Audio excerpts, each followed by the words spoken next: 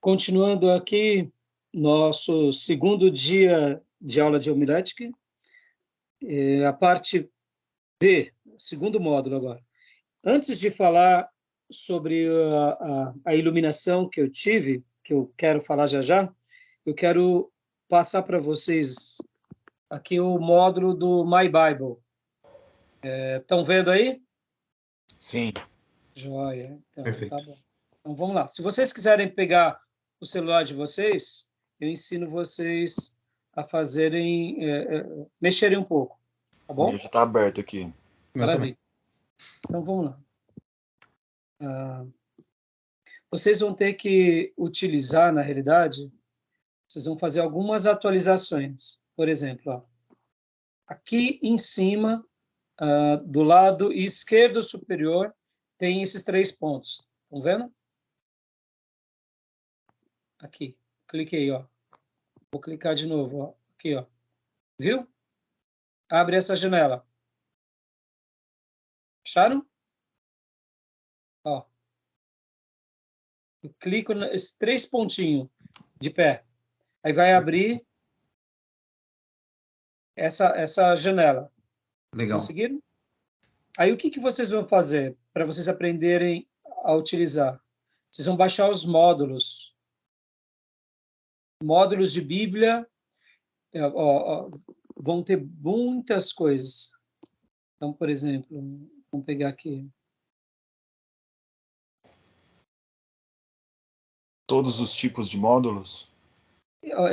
Eles têm um material muito grande. Então, por exemplo, deixa eu só dar uma olhada aqui. Brasil. Módulos de Bíblia, tá vendo? Aí vocês podem, por exemplo, ó, aqui.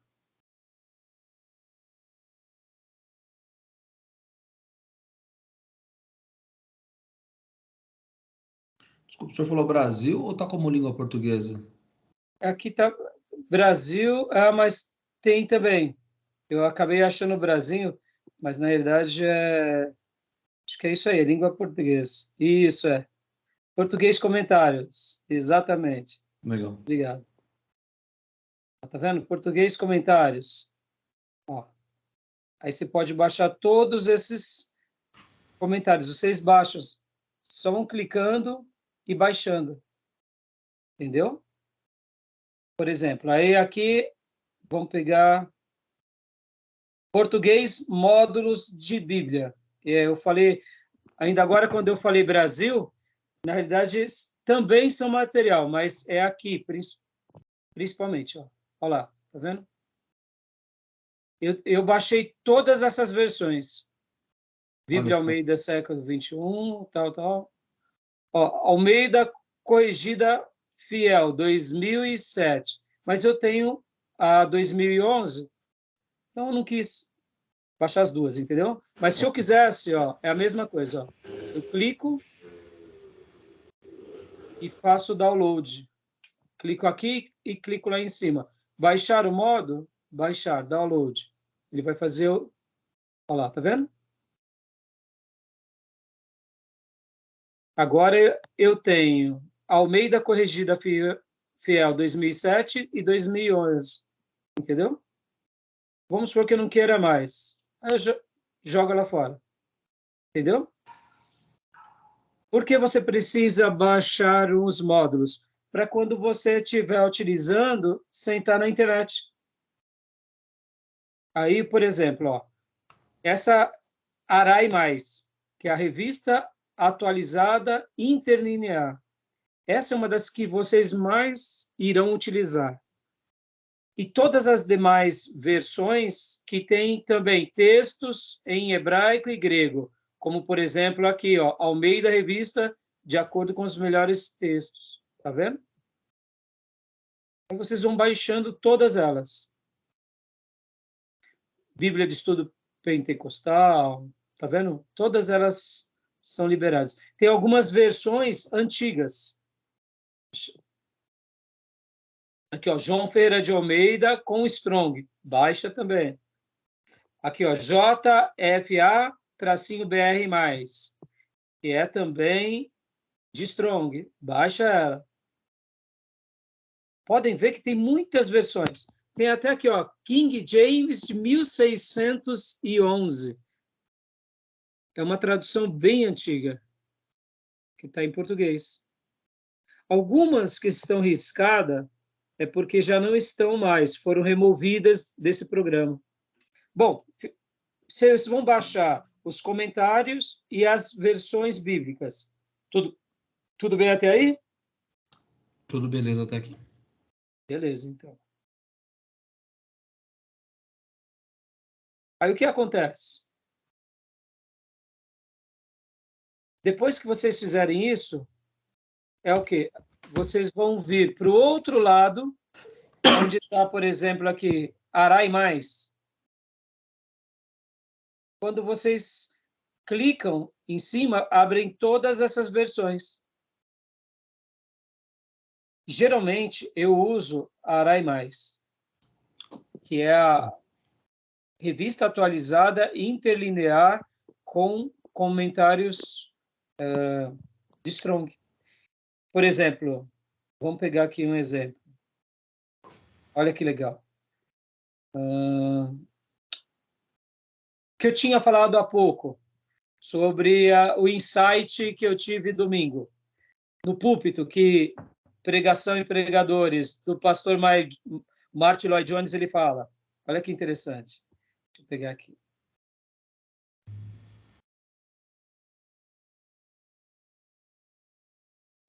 Davi, ele volta para Jerusalém. Quando ele está voltando para Jerusalém, acontecem várias coisas.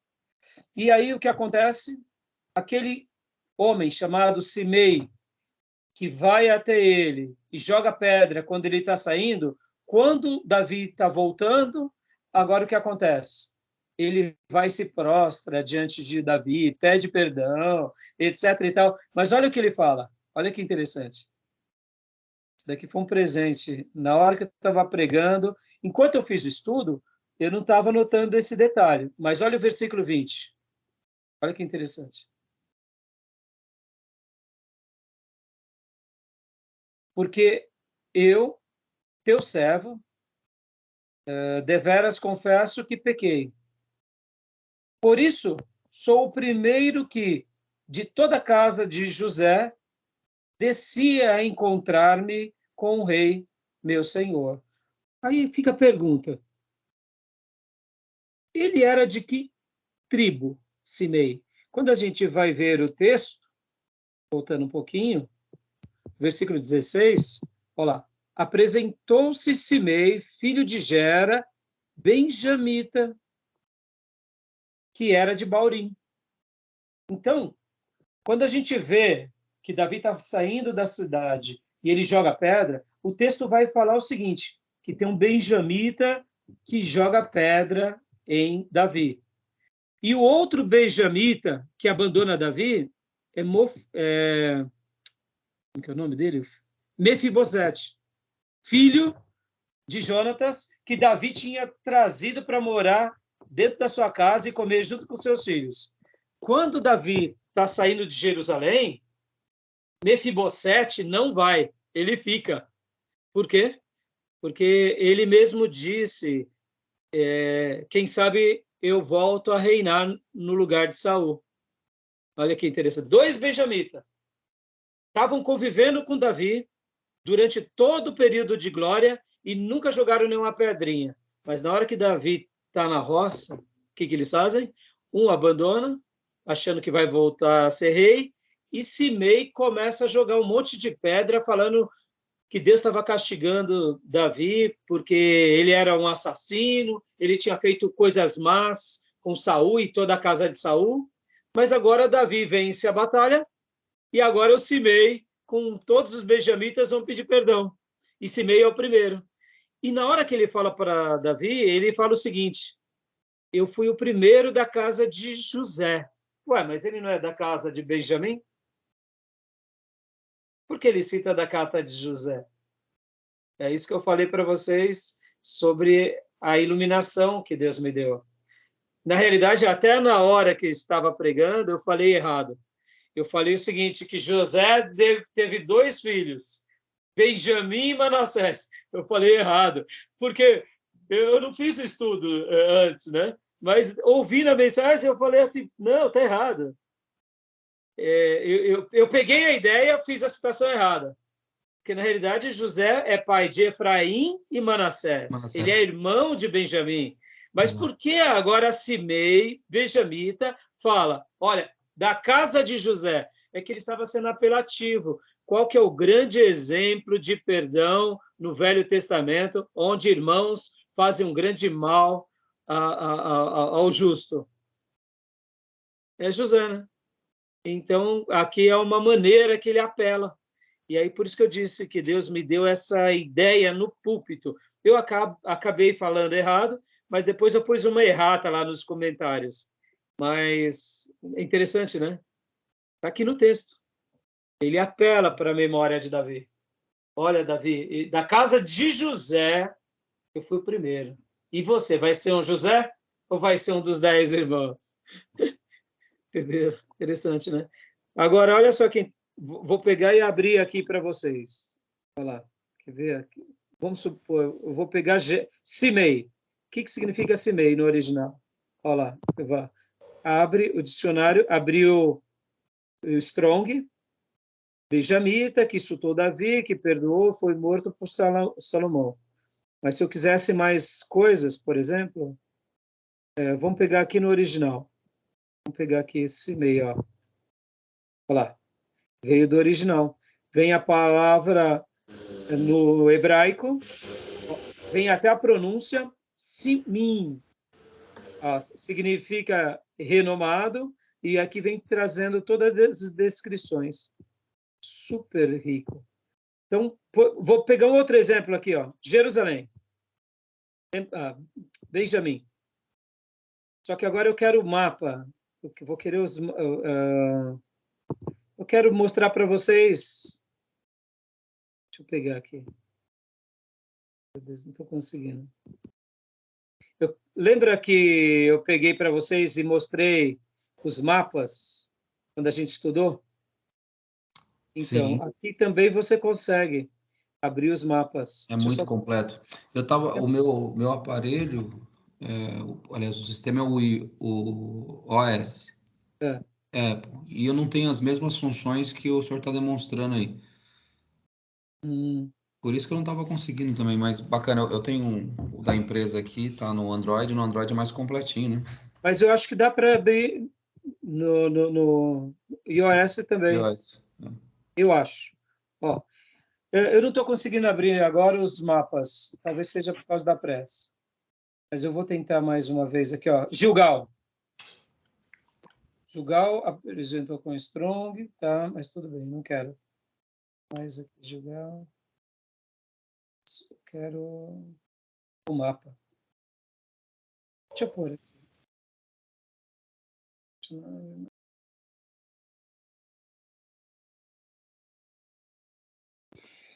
Essa biblioteca é muito boa. Na minha opinião, é um dos melhores. Né? É muito completo. Entendeu? Aqui, mapas. Pronto. Gilgal, tá vendo? Muitas vezes a gente está lendo um texto, você fala, puxa vida, onde está essa região? Aí você vem aqui, ó, e abre. Lembra os mapas da Bíblia que nós utilizamos em geografia? Foi aqui, bacana, ó. Hein? Pode ver. Olha lá. Aí ele vem a descrição. Legal. Tá vendo? Gilgal, ó. Viu? Ó, olha aqui, ó, Jaboque. Tá vendo Jaboque? Gileade.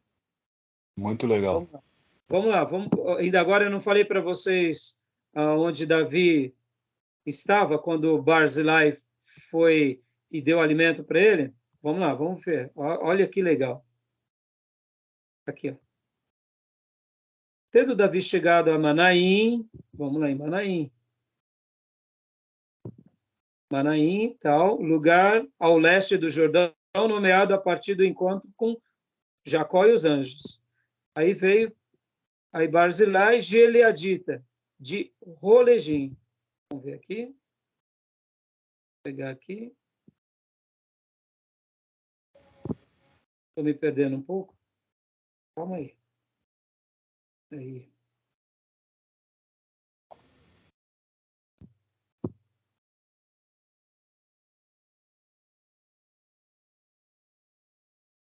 Aqui, ó.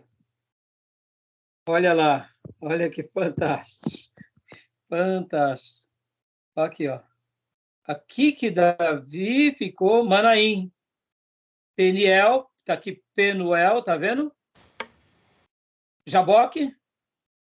Ou seja, Davi sai do Monte das Oliveiras, chega no Peniel, no Vale do Jaboque, para ter a sua vitória. Aonde está Saul com todo o seu exército? Está um pouquinho mais a norte aqui, em Gileade. Mas tem essas montanhas que fazem a diferença. E aí a batalha é feita aqui, em Efraim, do outro lado do Jordão. Fantástico, né? Mas ele começa a jornada dele no Monte das Oliveiras, termina em Peniel, no Jaboque, para ter a sua vitória. E aí? Não é legal? Tá bom, meus irmãos? Gastamos aqui esses 16 minutos, mas você viu que riqueza? Então, até hoje, deixa eu ensinar uma coisa para vocês. Quando eu estou fazendo minha devocional, eu, por exemplo, estou lendo na minha Bíblia, aí eu já pego aqui, eu começo já a ver o original, já vou para Lodebar. Onde é Lodebar? Aí eu pego, ó, por exemplo, cidade situada ao leste do Jordão, na região de Gileade. Vocês vão estar utilizando e aí vocês vão aprender a mexer.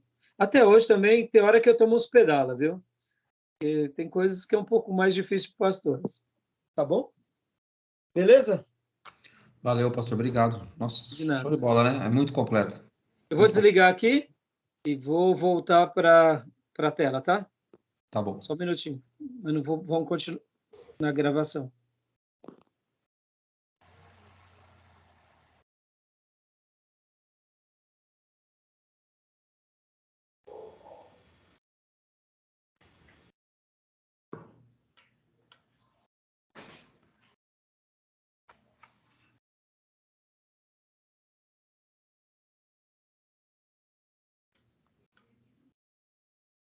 Estou de volta aqui? Estou de volta? Estão me vendo? Pastor. Não estou aparecendo? Imagem não, só. Tem que ligar a câmera. Não, mas tá ligada a câmera dele, só não tá aparecendo. E agora, apareceu? Agora voltou. Foi. Maravilha, então. E aí, gostaram? Muito legal, né? Bom, e o que eu ia falar era isso, da iluminação que eu tive domingo. Na hora que eu li, eu estava lendo o texto, aí veio da casa de José, eu não tinha notado isso. E aí foi um presente. Aí a ideia eu usei, quando eu citei, né, que José teve 2 filhos, Benjamim e Manassés, aí eu citei errado, depois por isso que eu fiz errado. Mas o que eu quis dizer com isso, voltando aqui, é essa parte. Revelação espiritual, ou seja, até o slide está errado, tá, irmãos? É iluminação espiritual, tá? É iluminação na revelação, né? Não é? Vocês entendem o termo teológico? A revelação foi única. Hoje nós podemos ter uma nova revelação? Podemos. Igual àquela revelação, não. Igual àquela, não. Aquela está fechada. Podem ver que Deus é contundente em dizer que a gente não pode nem acrescentar, nem tirar. Se Deus dissesse que a gente pode acrescentar, então a gente poderia dizer que a nossa revelação, ela também poderia ser acrescentada. Mas para evitar qualquer desvio doutrinário, a gente chama o quê? De revelação, não. A gente chama de iluminação, tá bom? Beleza? Ok. Tranquilo, irmãos. Pode ver quantas vezes Deus fala conosco, Deus dá uma compreensão. Agora, deixa eu brincar aqui também. Deixa eu brincar, né? Deixa eu brincar, porque agora, já que a gente está na fase de... Agora, vamos descontrair um pouco também. Vem a batalha, né? Essa batalha aqui. E quando Davi fica sabendo que ele morre, acontece uma coisa muito interessante. Davi começa a chorar. Lembram disso? Ele chora, né? Ele diz em 2 Reis 18:33, meu filho Absalão, quem me dera eu morrera por ti, Absalão, meu filho. Teve um pregador, sabe, né? Você já sabe. Eu dei spoiler, né? Mas foi isso aí. O pastor chegou e alugou todos os salões da cidade. Saiu alugando. Irmãos, Deus me deu uma palavra, Deus me deu uma revelação e saiu alugando. E aí um dia os obreiros chegaram para ele e falaram, pastor, mas o que foi, pastor? Não, eu estava lendo a Bíblia e Deus falou comigo, mas como? Ele falou, tá aqui, ó, meu filho Absalão, meu filho Absalão. E eu saí abrindo o salão. Tá bom, meus irmãos? Isso é revelação, iluminação ou é grande heresia? É piada. Essa tá fresquinha, hein? Alguém... Olha, irmão, mas eu não duvido, hein? Eu não duvido. Mas isso é piada, viu? É piada. Oh, meu Deus, mas você vê... Quer uma palavra direta de Deus? Meu filho, Absalão. Meu filho, Absalão. Saí abrindo o salão. Tá bom, vamos lá. Mas tem um ponto positivo, né? Ele pelo menos é obediente, fala. Ele é obediente. Mas você precisa ler correto, né, irmão? Senão não avança. Não tenho dúvida. Ai. Continuando aqui, então. Princípios. Público-alvo. A gente tem que saber para que público a gente fala, né? Fala para ler para nós, meu irmão. Por favor. Pastor, não está na tela, não. Não está? Para mim está marcado aqui. Mas eu acho que porque...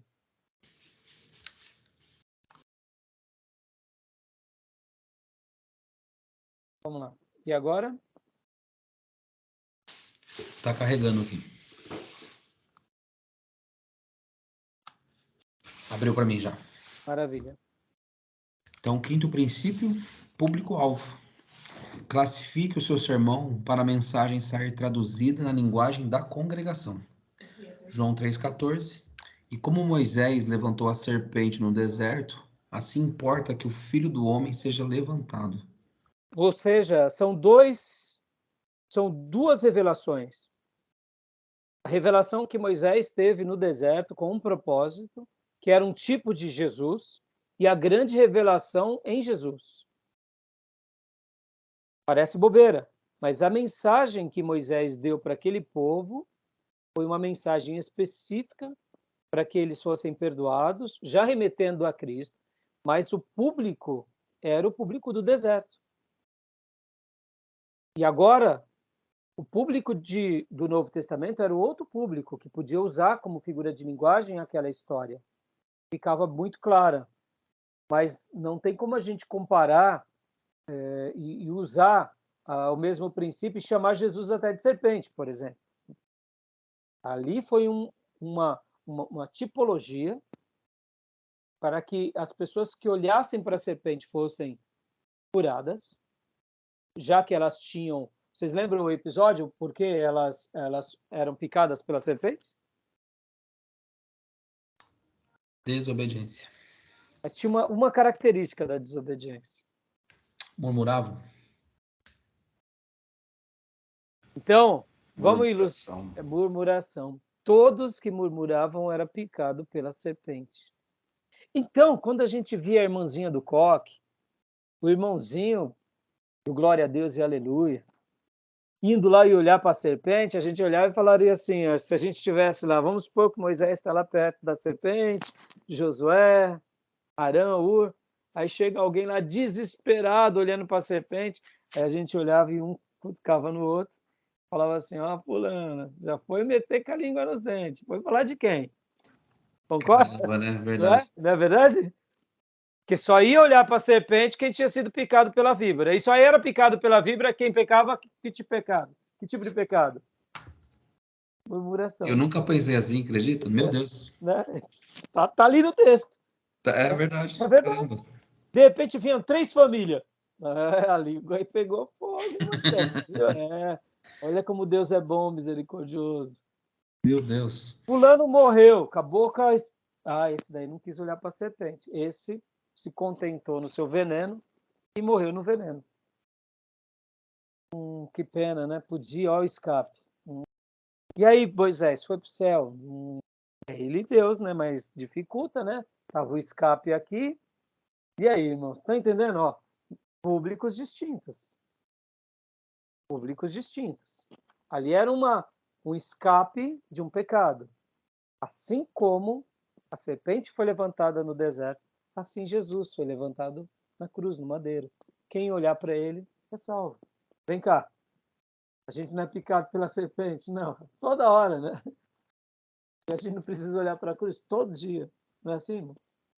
Por quê? Porque não adianta a gente também se esconder, né? Mas é interessante, né? Você Que tem lindo. públicos Lindo diferentes, demais. mas é muito forte, né? Demais. Forte, né? E essa ideia que eu acabei de dizer, eu fico imaginando. Fico imaginando. É claro que Moisés não ficava julgando, né? O texto não diz isso. Mas eu fico imaginando que ele via sempre algumas pessoas várias vezes indo lá olhar na serpente. Ô, dona, bom dia, dona Maria. É, não, irmã, Deus deu escape, né? Olha, aproveita. É, Moisés, sabe como que é, né? A carne é fraca. É, irmã, mas vai tomar uma picada, né, irmã? Quantas vezes a irmã veio nesse mês? 3, né? E mês passado mais 3, né? Irmã, cuidado, né, irmã? O escape, né? Mas já é de idade, né? Eu fico imaginando isso, irmão. Então, irmãos, é 40 anos no deserto. Dá para a gente ver, montar muitas histórias, né? São coisas, são fatos, né? Então, voltando aqui, público-alvo, né? A gente tem que saber o público-alvo, saber como que faz a mensagem. Cada mensagem tem uma dinâmica, né? Acomodação da linguagem. Pode ler para nós. Aplique uma linguagem coerente de acordo com o público. Segundo de Pedro 3,16, nas quais há certas coisas difíceis de se entender. Em outras palavras, assim como o público-alvo, a acomodação da linguagem tem que ser específico. Esse sábado tivemos o trabalho das crianças, então as tias se comunicando ali com as crianças foi muito legal, porque aquela linguagem simples, aquela dinâmica para todos entenderem, né? Senão ninguém compreende. Se ficar usando jargão, por isso que a gente tem que saber. Isso tudo faz parte do preparo, né? A escolha do texto, pode ler para nós, pastor? Pois não. Claros, completos, curtos, conhecidos, coerentes. João 14,6, eu sou o caminho, a verdade e a vida. Se tem como padrão que uma mensagem ela tem que ter um texto exclusivo, objetivo, e vocês vão ver isso nos livros aqui. Para nós realmente pregarmos uma mensagem, a escolha de um texto ela é fundamental. Por quê? Porque senão as pessoas se perdem no conglomerado. Agora, é claro, depende de mensagem para mensagem. Se você está fazendo uma mensagem, como nós estaremos estudando, que ela é por tópico, aonde você trabalha com um tema e você vai usando textos bíblicos para fortalecer aquele tema, é natural que você vai ter várias passagens, mas aquela que será central tem que ser bem selecionada. Eu, por exemplo, estou fazendo um estudo, então minhas mensagens de domingo são estudos. Então eu estou usando muitos textos, até mesmo para tentar mostrar a riqueza do texto. Mas os pregadores, e grandes pregadores, que nem John Wesley, que nem o próprio Whitefield e principalmente Spurgeon, eles vão ser muito contundentes nisso para a gente ser seletivo em um texto bem objetivo que resume toda a nossa mensagem. Isso é o aconselhável e o ideal. Agora, é claro que isso demanda de muito preparo, de muita reflexão, porque é o texto que você vai estar construindo toda a sua mensagem. Mas, como eu disse, eu particularmente vejo que esse é o melhor caminho. No entanto, adquirir essa excelência, essa performance, não é fácil. Quando a gente pega, por exemplo, as mensagens de Spurgeon, vou citar uma, Figueira Murcha, ele lê um versículo. Quando ele prega, por exemplo, amor imensurável, João 3,16. Ou seja, ele pega um versículo e em cima dele constrói a mensagem. Então, é o melhor dos mundos, porque a gente explora tudo que tem naquele texto. Mas, como eu disse, exige do pregador essa desenvoltura, não é tão fácil. Bom, tudo bem até aí? E nada contra você pegar um texto e ir delineando o texto. Por exemplo, você vai pregar o Salmo 23. Pensem assim. É um salmo bem objetivo. Ele é rico, ele é. Você pode usar um versículo? Pode. Ou como pode usar o salmo inteiro. Não é que seja errado. Estão entendendo, irmãos? Mas se tem como indicação de que o melhor é você usar um texto bem objetivo. Tá bom? Fica mais clara a mensagem. Tá? Tem um livrinho do Spurgeon, acho que é 300, são devocionais. E geralmente é o que o senhor falou, são bem curtos. Ele usa um texto ali, às vezes nem um versículo todo, e aí desenvolve. Os grandes pregadores, eles sempre vão procurar usar um texto e em cima desse texto desenvolver todo. Realmente é o mais indicado numa oratória, para você poder ter mais essa fluência. Agora, vou dar um exemplo. Billy Graham. Billy Graham, quando ele faz uma mensagem das 7 cartas do Apocalipse, que inclusive eu mandei já para vocês. São 2 áudios que eu mandei no Google Drive, tá bom? Vocês têm que ouvir e declarar que ouviram, e vocês têm que tomar nota. Detalhe, hein? Uma coisa que eu não sei se eu disse, se vocês leram lá dentro dos materiais extras, eu quero que vocês ouçam e vão tomando nota. Como assim? Aqui é a introdução dele, esse é o primeiro ponto, esse é o segundo ponto, esse é o terceiro ponto. Tem problema, tomem nota, tá bom? Por que vocês vão fazer isso? Pastor, mas e se eu não acertar, e se eu não conseguir entender? Não tem problema, vocês vão tentar anotar. Vocês perceberão que Billy Graham está indo para uma mensagem com um texto, com uma história, com uma ilustração. Ele coloca tudo organizado. Mesmo ele usando do improviso, mas ele tem um começo, um meio e um fim. Então, essa é uma tarefa que eu quero que vocês façam com os 2 áudios dele. Por quê? Parece bobeira, mas muitas vezes estão ouvindo uma mensagem, nem todo pregador diz, esse é o meu segundo ponto. Já perceberam isso? Por exemplo, Spurgeon não fala o segundo ponto. Não mesmo. Ele vai citando. Algumas vezes ele fala, ou senão ele, como eu disse para vocês, na maioria das mensagens de Spurgeon, ele diz, hoje eu quero trabalhar sobre o grande amor de Deus, porque esse amor nos atinge, e esse amor é imensurável. Ou seja, ele deu 3 pontos na fala dele. Mas se a gente não prestar atenção, a gente não entende que são 3 pontos. Ele não coloca, ou pelo menos nos livretos dele, não está assim, primeiro. Aí ele fala, esse amor nos atinge. Então, por que esse amor nos atingiu? E ele começa falando, e esse amor está à disposição de todos. Então, você entende que é o segundo ponto. E é legal a gente ter fazer esse exercício, porque isso cria em nós o quê? Esse hábito de se atentar aos pontos principais, aos argumentos, à tese, às ilustrações. Ou seja, nossa mente vai ficando afiada, vai ficando crítica. Ele começou o primeiro argumento, segundo argumento, ele está me levando a essa linha de raciocínio. Por que isso é importante, irmão? Quando a gente está vendo, por exemplo, um político falando, um orador qualquer, um vendedor vendendo um produto, uma pessoa querendo passar uma nova ideia, ele tem toda essa questão de argumentos. E a gente vai tendo um senso crítico. Isso é muito importante, tá bom? Tranquilo? Na própria gramática, né, quando a gente fala de leitura e interpretação de texto, no próprio enunciado, ele já traz a ideia do que vai ser dito, né, como o senhor mesmo mencionou. Exatamente. Podem ver que numa boa redação, a gente tem tudo isso. Por isso que é importante ser treinado, né? Tá bom? Então aqui agora ele vai falar sobre algumas ameaças. Continua lendo para nós, pastor? Vamos lá.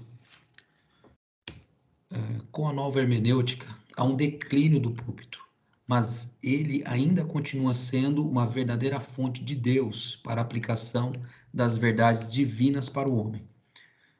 2. Com o advento capitalista, cujo maior instrumento é o consumo, mercado como Deus, há uma comercialização e produção desregrada das novas linguagens bíblicas, o que na versão linguagem de hoje distorce as palavras de cunho doutrinário, atenuando o poder de impacto tanto da mesma quanto do ouvinte.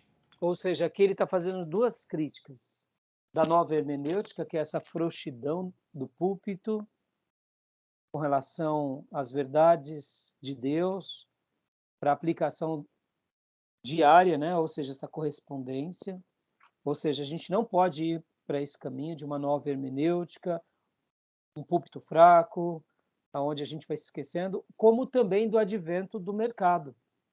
Que, sejamos honestos, a igreja dá dinheiro e há uma comercialização da fé. E se a gente não tomar cuidado, a gente começa a ser o quê? Mais um marqueteiro de Deus do que um pregador do evangelho. E então, a gente tem que repudiar essas coisas. E ele fala aqui da versão linguagem de hoje, dando esse repúdio no sentido mais bíblico mesmo e doutrinário, porque vai perdendo a essência já que há uma nova hermenêutica, fica com uma linguagem muito paliativa, né? As pessoas vão gostar de ouvir porque fica uma mensagem bem açucarada. Venha para Jesus e vai ser resolvido todos os seus problemas. Então, só algumas ameaças. Tudo bem até aí? Alguma dúvida? Tudo bem. Tranquilo? Vamos continuar aqui rapidinho, porque... Gil, leia para nós um pouco também, daqui em diante, por gentileza. Ameaças. Tá dando para enxergar, Gil? Sim, tá tranquilo. Ameaças. 3. O excesso de inovação da igreja emergente, com a criação das liturgias estapafúrdias e inferiorização, inclusive do tempo, com relação à ministração da palavra de Deus. Deixa eu dar um ponto aqui e explicar o que ele quis dizer, o pastor Sérgio Mascarenhas, que dizer aqui igrejas emergentes. Ele quer dizer o seguinte, que agora a igreja ela tem que ser inclusiva, ela tem que falar a linguagem do povo. Uma igreja emergente, ela se adequa à sociedade, ela é camaleão, é uma igreja emergente. Ela não fala a verdade para a sociedade ser mudada e transformada. Ele fala o que o povo quer ouvir. É uma igreja emergente. Podem ver a quantidade de igrejas que estão se abrindo para a questão gay. Ou seja, não, a gente tem que amar. Quem diz que a gente não ama? A gente ama, a gente só não concorda. Simples. A gente respeita quem quer ser, mas temos que ser respeitado também no nosso credo. Não pensamos assim. Eu gosto muito de usar o termo Deus não cria Adão e Ivo, Deus cria Adão e Eva. Bem simples assim. A família é sagrada. Paulo, lá em Romanos 1, vai falar a um povo na sua contracultura. Ele vai deixar claro que as questões homoafetivas são contra a vontade de Deus e, inclusive, aqueles que defendem, mas não praticam, eles também estão indo contra a vontade de Deus. E essas pessoas, de uma forma geral, estão sendo entregues à sua própria sorte. Deus está se ausentando delas. Ponto final. Aí eu te pergunto, como que era a igreja nos dias em que Paulo escreve essa carta? Havia dois povos que tinham muitas relações homossexuais, eram os gregos e os romanos. Era comum as saunas, e era comum os banhos públicos, e era comum as práticas homossexuais. E aí, pastor, e aí que Paulo não tem preocupação com isso. Paulo fala a verdade, ponto final. Ou seja, não é emergente. Ele é contra a cultura. Então, podem ver que todo o Novo Testamento é contra a cultura. Em todas as questões, em todas as práticas. Então, é isso que a gente tem que lembrar, é isso que a gente tem que fazer em qualquer momento. O problema da igreja emergente é que a gente vai se ajustando. Você pode ver que, eu não estou falando aqui, irmãos, que a gente não vai ter carro, que a gente não vai ter celular, que a gente não vai falar uma linguagem. Mas todas as coisas me são lícitas, mas nem todas as coisas me convêm. Então, é bem interessante isso. E isso é uma coisa que a gente não precisa gastar muito tempo. Podem ver que essa questão do capitalismo exagerado. As pessoas hoje vão para a igreja para ser prósperas, não vão para a igreja para servir a Deus. Eu gosto de usar o seguinte termo. Você quer vir para a igreja para ser próspero, você está indo para o lugar errado. Você tem que vir para a igreja para ser espiritual. Você quer ser próspero, vai para a faculdade, monta a sua empresa e vai ganhar dinheiro. Vai para o mercado de trabalho, bota um banco. É na igreja. Igreja é espiritualidade. Mercado de trabalho é mercado de trabalho, mas na igreja não prospera, pastor, vai prosperar em tudo, mas começa pelo Espírito. É simples. Pode ver, hoje não, as pessoas estão indo para a igreja para se tornarem prósperas, porque querem um casamento feliz. Querem um casamento feliz, Deus vai ajudar, mas de repente aí entra a grande questão. Será que realmente a gente está querendo um casamento feliz segundo os padrões de Deus ou do mundo? Muitas vezes o evangelho vai ir na contracultura. O problema do casamento está mesmo porque ele está querendo um casamento segundo os padrões do mundo, não segundo os padrões de Deus. Irmãos, a gente está... essa igreja emergente, onde tem que ter baile para crente, porque senão não rola um clima. Bom, porta larga, entendeu? A igreja emergente é a igreja da porta larga. Estou falando que a gente não vai fazer um trabalho para casais, que a gente não vai ter criatividade, que a gente não vai fazer um retiro, não é isso. Falando o seguinte, até onde vai os princípios cristãos e aonde se encerram. Tem coisas que assustam mesmo, né? Pastor Raí, aí, o senhor nessa experiência de anos, o senhor já não errou? Claro que eu já errei, já fiz os trabalhos de jovem que eu me arrependo amargamente. Por quê? Porque havia um apelo dos jovens, vamos lá, pastor, vamos fazer, eu fiz, e depois eu falo, por que eu fui fazer isso? Me arrependi. Tipo assim, o tiro sai pela culatra, sabe, irmãos? Muitas vezes. Não estou dizendo que você não possa tentar, mas tem vezes que a gente tem que estar regado de oração, tem vezes que é muito difícil, porque há essa demanda de emergência, a gente tem que fazer algo novo, diferente. Pode ver, mas assim, olha o quanto a igreja está sendo política agora, porque agora todo mundo está sendo. Então você tem que ser também. Se você não é, você está errado. Entendeu? É complicado, né? São princípios emergentes. Ficou claro essa ideia? Posso tirar uma dúvida? Sim. Claro.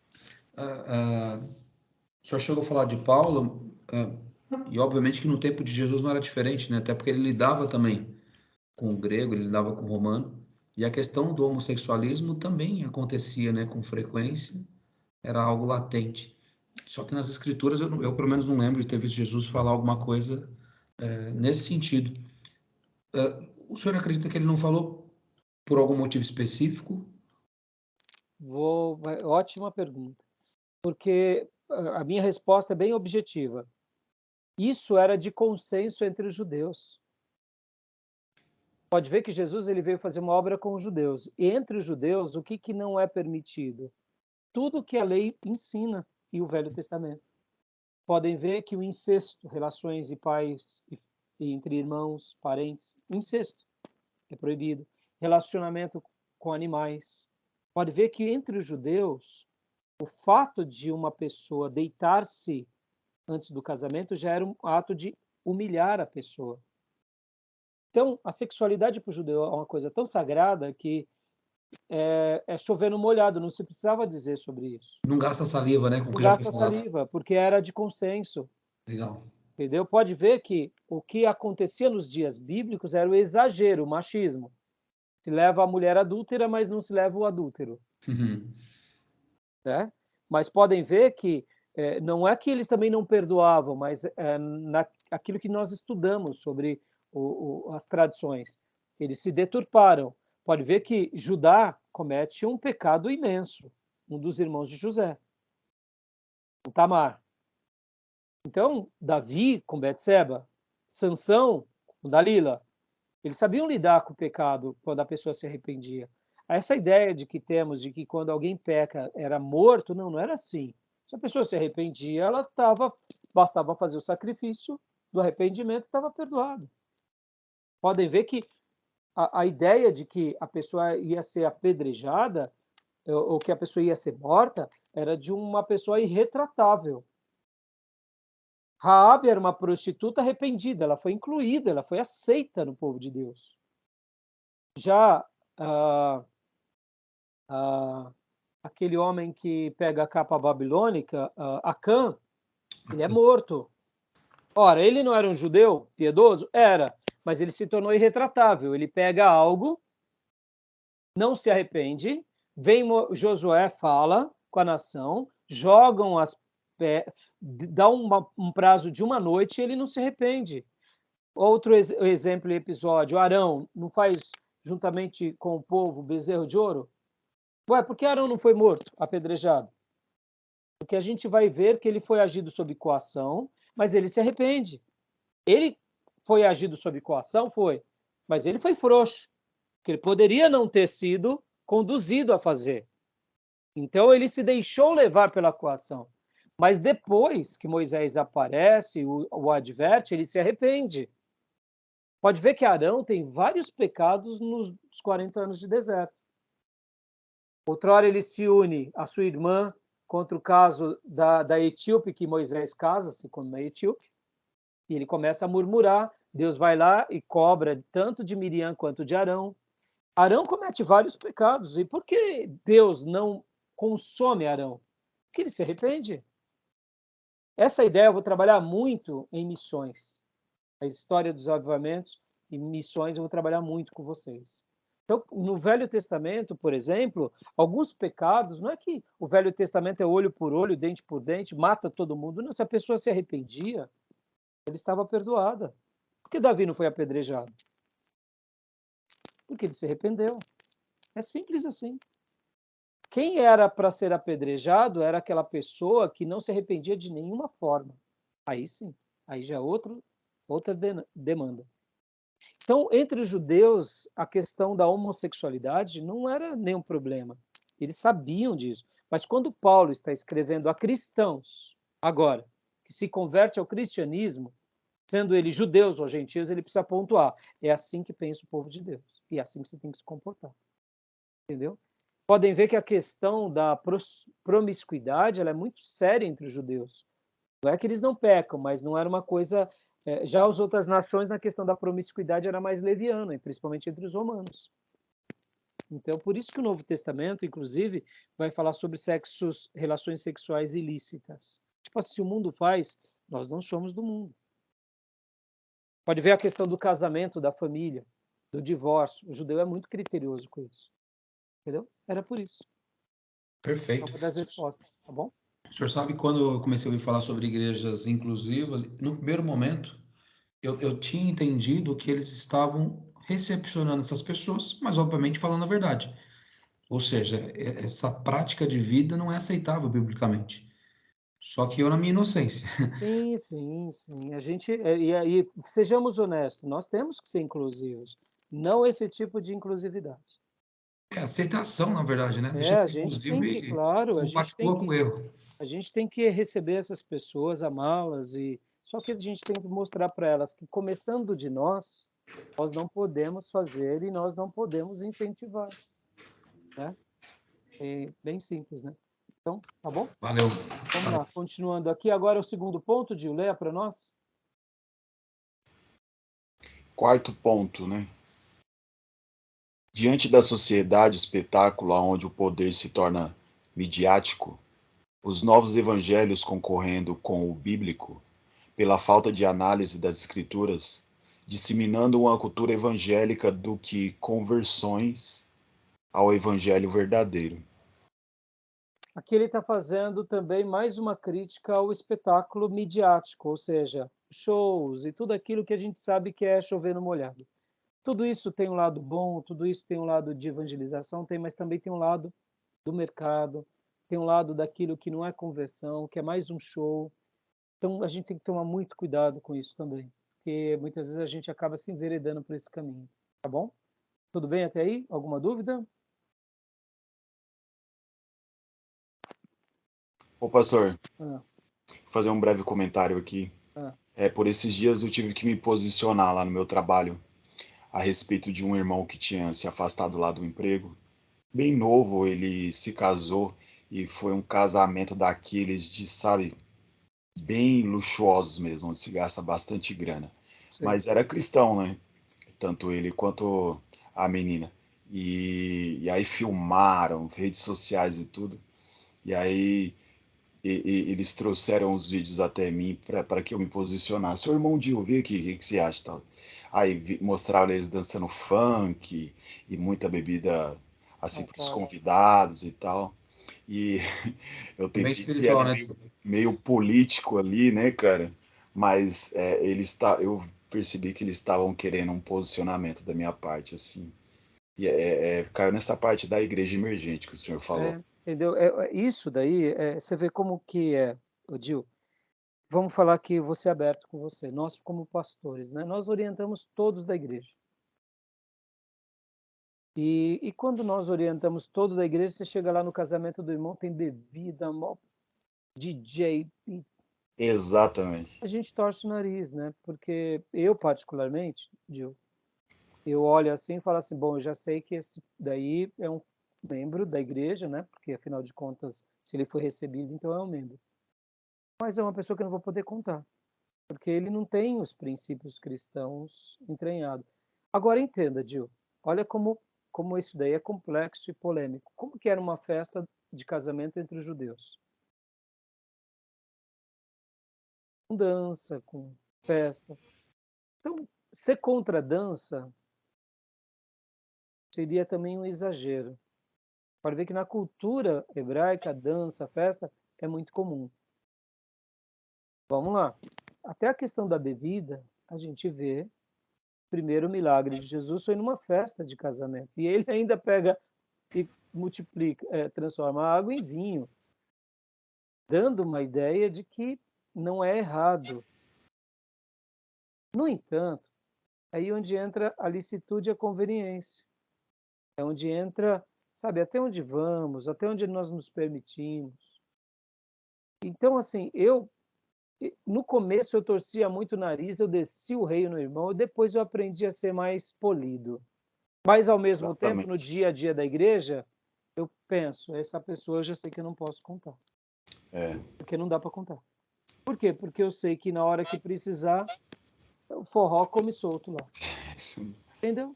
Ou seja, vai mais dar um mau testemunho. Pastor, e aí? Eu sei que o casal está feliz. Então coloque algumas músicas, pelo menos. Poxa, hoje nós temos um acervo de músicas evangélicas tão boas. E se for para utilizar de algumas músicas seculares, selecione bem. Sabe assim? Deixa eu abrir meu coração aqui para vocês. Eu fui uma pessoa que me converti aos 17 anos. A música, para mim, tinha um poder destrutivo. Ela me envolvia emocionalmente e a música, para mim, era uma porta aonde eu abria para pecar. Eu bebia, a bebida não me fazia pecar. Eu tinha o vício de fumar. Mas a música era um gatilho para mim, para eu poder cometer vários pecados, internos e externos. Quando eu me converti, eu tive que fazer uma ruptura entre a música secular, porque ela me fazia mal. E isso eu conservo até hoje. No entanto, eu não posso jamais impor a minha experiência como uma verdade para todas as pessoas. Por exemplo, tem muitas pessoas que se convertem e nunca tiveram uma experiência negativa com a música, seja ela qual for. Então, eles são apreciadores de música. Então, eu não posso impor a minha vontade para eles. Então, eu vou respeitar. Então, eu vou orientar. Então, para mim, a música ela tinha um poder muito sedutivo, muito forte. E eu tenho, até hoje, por exemplo, se eu estou num lugar e estou ouvindo uma música e gosto de uma música, eu tomo um cuidado muito grande. Só que a maturidade me fez saber caminhar vamos dizer assim, nessa corda bamba. Mas então por isso que quando uma pessoa, por exemplo, tem pastores que ouvem música secular, tudo bem, eu respeito. Para mim, aquilo não me faz bem, entendeu? Aquele que come faz para o Senhor, e o que não come também faz para o Senhor, né? Exatamente. Mas como pastor, a gente precisa saber circular em várias situações. É ter sabedoria, né, e cautela na hora de falar alguma Por coisa. exemplo, quer ver um outro episódio, festa junina. A gente tem que orientar os pais da igreja para orientar as crianças. Agora, é difícil uma criança não ser envolvida naquilo. Mas é possível o pai ter conduções, ter sabedoria de poder lidar. São áreas que a gente tem que tomar cuidado. Olha, chegou para mim uma irmã esses dias e falou para mim, pastor, lá onde eu trabalho, estou fazendo negócio do Halloween, e agora? O que eu faço? Falei, Deus vai te dar sabedoria, filha. Nas escolas também, né? Eu dei uma orientação para ela. Eu falei, filha, faça o teu trabalho, mas demonstra para todo mundo. Olha, isso daqui eu não compactuo. Porque eu não vejo isso como uma situação cultural. Eu vejo isso daqui como um engodo. Festa junina para nós é um engodo. Sejamos honestos. Há muitas coisas que nos unem aos católicos. Não podemos negar. Mas há muitas coisas que nos separam dos católicos. E nós não podemos negar. Então a gente tem que ter um diálogo amável com os católicos e dizer, olha, muitas coisas nos unem com vocês. mas muitas coisas nos separam. Eu não penso assim, então me respeite, eu te respeito. Vamos andar bem. Festa junina é uma das coisas que nos separam. Aí, criamos a festa caipira.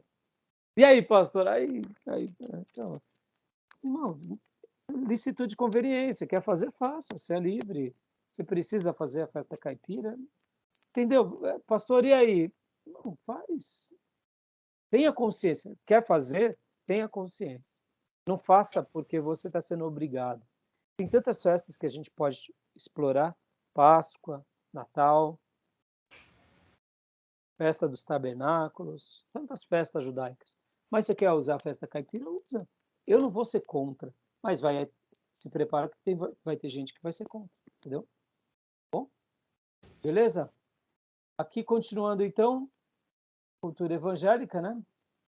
Conclusão, leia para nós, Gil. Conclusão. A pregação devia ser considerada a mais nobre tarefa que existe na Terra. Aquele que é chamado por Deus para proclamar o Evangelho deveria destacar-se como um homem mais importante na sua comunidade. E tudo quanto fizesse para Cristo e para a Igreja deveria manifestar-se na sua pregação. A.W. Blackout. Olha que linda essa frase, né? Mostrando o seguinte, que antes da pregação no púlpito tem que ter um comportamento na vida especial, né? Porque como alguém já disse que as nossas atitudes falam mais alto do que as nossas palavras. Por meio das suas atitudes ou das nossas atitudes, falamos tão alto que não conseguimos ouvir a sua voz. E é verdade, né? Alguém já disse essa frase. E aqui ele vai pedir para fazer um exercício, né? Que se fundamenta uma vida feliz. Aqui a gente não vai precisar. Tá bom, meus irmãos? Beleza? Tudo bem? Tranquilo? Eu vou encerrar aqui esse módulo, esse slide, fechar esse bloco e vamos para o nosso último. Tá bom? Vou fechar aqui. Mas tem alguma dúvida? Querem falar alguma coisa? Não. Tá tranquilo. Tá. Só uma frase desse slide, né? Você vê? A pregação, ao estudar aqui, irmãos, novamente com vocês, é importante, sabe? Até mesmo na dinâmica do pastorado. A gente corre tanto, aconselhando, administrando e tal. E como que está sendo gostoso para mim, sabe? Porque eu paro, por exemplo, em muitos momentos meus, eu falo, não, deixa eu preparar mais a minha mensagem. Deixa eu caprichar mais ela. Porque é tão nobre, tão grande, sabe? A gente não tem noção dessa grandeza. E não só na exposição ali no domingo, na quarta ou no culto, mas é uma exposição na vida. A gente tem que tomar um cuidado violento, porque nós fomos incumbidos de sermos o mensageiro de uma mensagem especial. Que é a mensagem de Deus. Né? Podem ver, nós somos só um mensageiro. O que importa é a mensagem, não é o mensageiro. Mas muitas vezes o mensageiro ele acaba se enrolando com algumas coisas da vida, né? E aí ele danifica um pouco a mensagem. E a gente não pode prejudicar a mensagem, porque ela é nobre, ela é infalível, ela é poderosa. Deus nos ajude, né? Tá bom? Então, vou parar aqui o bloco, esse segundo bloco, e vou abrir o terceiro.